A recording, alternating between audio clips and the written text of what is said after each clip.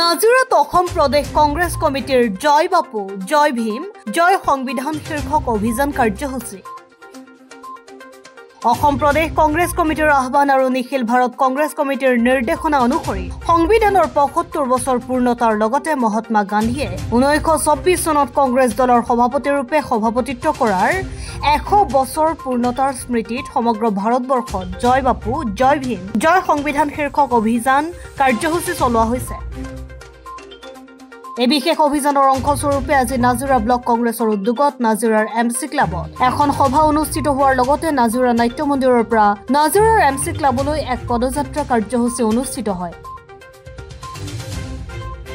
এই কাৰ্যসূচীত অংশগ্ৰহণ কৰে অসম প্ৰদেশ কংগ্ৰেছ কমিটিৰ সভাপতি ভূপেন বৰা, প্ৰাক্তন কেন্দ্ৰীয় মন্ত্ৰী পৱন সিং ঘাটোৱাৰ, বিৰোধী দলৰ দলপতি দেৱব্ৰত শইকীয়াৰ লগতে কংগ্ৰেছ দলৰ কেইবাগৰাকীও নেতা বিষয়ববীয়া। সংবিধানে আমাক সমাজবাদৰ কথা কৈছে, ধৰ্ম নিৰপেক্ষতাৰ কথা কৈছে, সম অধিকাৰ, সম বিকাশ, সম ন্যায়, সম সন্মান আৰু সম মৰ্যাদাৰ কথা কৈছে। যদি সংবিধান আমি ৰক্ষা কৰিব নোৱাৰোঁ, সংবিধান যদি আমি মানি নচলোঁ, তেতিয়া সংবিধান প্ৰদত্ত আমাৰ যিখিনি মৌলিক অধিকাৰ, এই মৌলিক অধিকাৰ বিজেপিয়ে আমাক খণ্ডন কৰিবলৈ চেষ্টা কৰিব। কাৰণ ইতিমধ্যে দেশবাসীয়ে দেখিছে যে পুলিচ কি ধৰণে বিজেপিৰ হাতিয়াৰত পৰিণত কৰা হৈছে। CBI, ED, election commission, judiciary এইবিলাক সংবিধান প্ৰদত্ত স্বতন্ত্ৰ অনুষ্ঠান। এই অনুষ্ঠানবিলাকক ৰাজনৈতিক হাতিয়াৰ হিচাপে ব্যৱহাৰ কৰি বিৰোধী শক্তিবিলাকক নিশেষ কৰিবৰ কাৰণে, ৰাইজৰ কণ্ঠক নাইকিয়া কৰিবৰ কাৰণে যি ধৰণৰ শক্তি প্ৰদৰ্শন কৰিছে, সেইটোৱে সংবিধান অৱমাননা বুজায়। সেইকাৰণে আমি দেশবাসীক, আমাৰ অসমবাসীক সংবিধানৰ গুৰুত্ব, এতিয়া বহুতে কয় আমাৰ শাস্ত্ৰ বচাব লাগিব, গীতা বচাব লাগিব, কোৰাণ বচাব লাগিব, জাতি বচাব লাগিব, সকলো বাচি থাকিব যেতিয়া সংবিধানখন সুৰক্ষিত হৈ থাকিব। গান্ধীজীৰ যিটো আদৰ্শ, গান্ধীজীয়ে যি চেতনা দেখাইছিল, আম্বেদকাৰ ডাঙৰীয়াই বিভিন্ন দেশ বিদেশৰ সংবিধানসমূহ অধ্যয়ন কৰি আটাইতকৈ শ্ৰেষ্ঠ যিখন সংবিধান আমাক দিছিল, যিটো কাৰণে আজি ভাৰতবৰ্ষক বিশ্বজুৰি এখন সৰ্বশক্তিমান গণতন্ত্ৰ হিচাপে সন্মান আছে। সেই গণতান্ত্ৰিক প্ৰমূল্যক ধ্বংস কৰাৰ বিজেপিৰ যিটো ষড়যন্ত্ৰ, তাৰ বিৰুদ্ধে আমি দেশৰ জনসাধাৰণক একত্ৰিত কৰিবৰ কাৰণে, জাগ্ৰত কৰিবৰ কাৰণে আমি এই কাৰ্যসূচী লৈছোঁ। শ্ৰম ত্যাগ স্বীকাৰ কৰি আত্মবলিদান দি আমাৰ দেশখন স্বাধীনতা লাভ কৰিছিলে আৰু এই স্বাধীনতাৰ পিছত ডক্টৰ বাবা চাহেব আম্বেদকাৰৰ নেতৃত্বত আমাৰ ভাৰতবৰ্ষৰ সংবিধান ৰচনা হৈছিলে যে আমাৰ দেশখন, এই আমাৰ দেশখনৰ যি চৰিত্ৰ, বিভিন্নতাৰ মাজত ঐক্যতা, এই চৰিত্ৰৰে আমাৰ সংবিধান মতে কি ধৰণে আমাৰ দেশ পৰিচালনা হ'ব, আমি এই সংবিধান গ্ৰহণ কৰিছিলোঁ। আজি কেন্দ্ৰ আৰু ৰাজ্যত থকা বিজেপি চৰকাৰৰ যিসকল নেতা আছে, তেওঁলোকৰ পূৰ্বসূৰীসকলে এই ভাৰতবৰ্ষৰ এই স্বাধীনতা আন্দোলনত তেওঁলোকে অংশগ্ৰহণ কৰা নাছিলে। সংবিধান ৰচনা কৰাটো তেওঁলোকৰ কোনো অংশ নাছিলে আৰু সেইকাৰণে আজি তেওঁলোকে শাসনত থাকি পাকে প্ৰকাৰে সৰ্বসাধাৰণ ৰাইজৰ যি সাংবিধানিক অধিকাৰ, সেই অধিকাৰক খৰ্ব কৰাৰ এটা অপচেষ্টা চলিছে।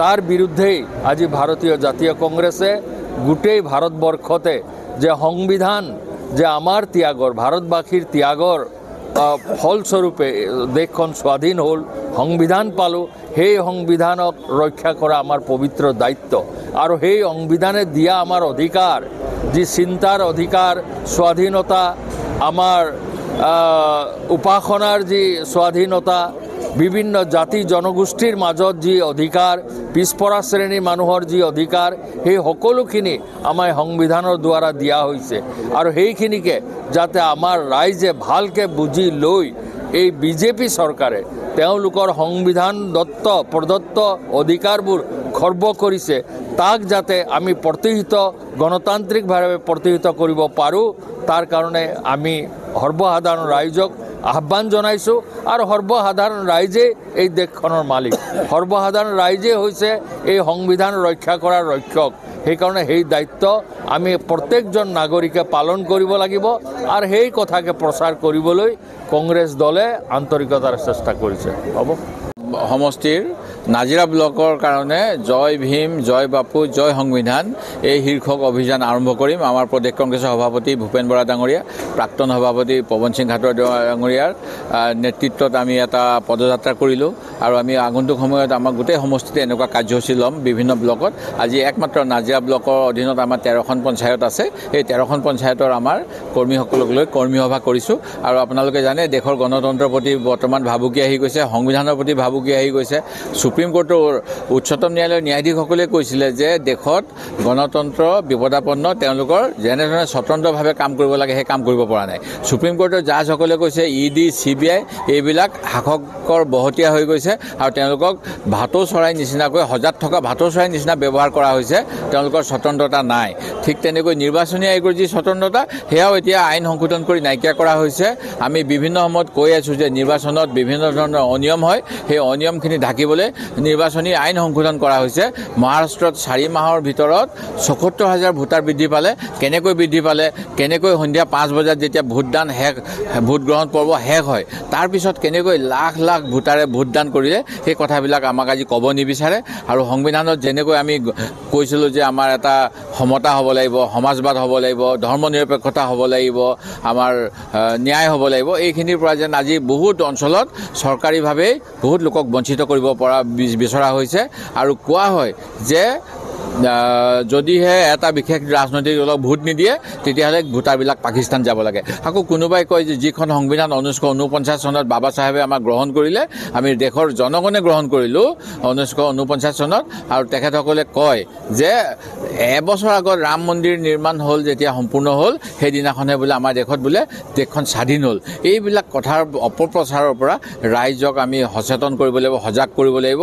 আৰু কংগ্ৰেছৰ নেতৃত্বত, মহাত্মা গান্ধীৰ নেতৃত্বত যেনেকৈ দেশৰ স্বাধীনতা আন্দোলন হৈছিল, তাৰ পৰৱৰ্তী সময়ত খাদ্যৰ অধিকাৰ, আমাৰ স্বাস্থ্যৰ অধিকাৰ, শিক্ষাৰ অধিকাৰ, কামৰ অধিকাৰ, এই গোটেইবিলাক অধিকাৰ কিন্তু কংগ্ৰেছে আইন কৰি দিছিলে। সেই কথাবিলাকৰ পৰা এতিয়া জনগণক আঁতৰাই ৰাখিব বিচৰা হয়। তেওঁলোকক 10 তাৰিখৰ দিনাখন কিছুমান বিনামূলীয়া বস্তু দিব বিচৰা হয়, যাৰ অৰ্থ হ'ল যে বিনামূলীয়া খাদ্য নাপালে কিজানি আমাৰ দেশৰ নাগৰিকৰ অৱস্থা বেয়া হৈ যাব।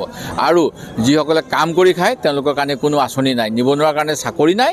আৰু যিসকলে শিক্ষিত হৈ শিক্ষকতা কৰি আছে, কলেজত অধ্যাপনা কৰি আছে, তেওঁলোকৰ কাৰণে আজি 23 তাৰিখতো দৰমহা নাই। আপোনালোকে এই গতিকে এই গোটেইবিলাকৰ বিৰুদ্ধে এটা পৰিৱৰ্তন লাগিব, জনগণক সচেতন কৰিবলৈ আমাৰ এই যাত্ৰা। নাজিৰৰ পৰা মাইনু বৰুৱা ৰিপৰ্ট, গ্ল'বেল এনি 24x7।